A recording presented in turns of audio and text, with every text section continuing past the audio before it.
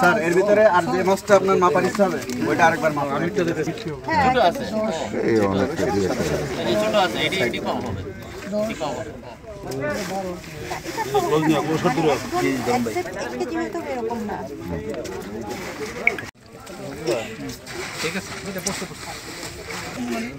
বাংলাদেশ সরকার আসন্ন দুর্গাপূজা উপলক্ষে 2450 টন মাছ রপ্তানি করার উদ্যোগ নিয়েছে।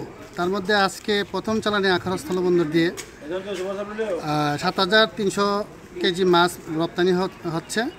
সকাল থেকেই আমাদের বন্দরে এসে পর্যায়ক্রমে মাছগুলো উপস্থিত হয়েছে। কাস্টমসের সমস্ত প্রসিডিউর শেষ করে ইতিমধ্যে ভারতের উদ্দেশ্যে মাছগুলো রওনা হচ্ছে। আমরা শুধু -5 ডিগ্রির নিচে যে মাছটা থাকে সেটাই হচ্ছে রপ্তানি করি, এটাকে বলে চিল ফিশ। সেই হিসাবে মাছের গুণগত মান ঠিক আছে। সর্বাধুনিক প্রযুক্তি ও সেরা মানের উপাদানে তৈরি আরএফএল চেয়ার, ক্ষমতার নয়। বাংলার মাল, ভালো মাল। রেট আছে 1700 টাকা। হ্যাঁ 1 কিলো আপ। এইখানে আমাদের যে এত সুন্দর ইলিশ ছিল, গঙ্গার ইলিশ বা বার্মার ইলিশ, সেই জায়গায় এই ইলিশ প্রত্যেকে অনেক ভালো মাছ।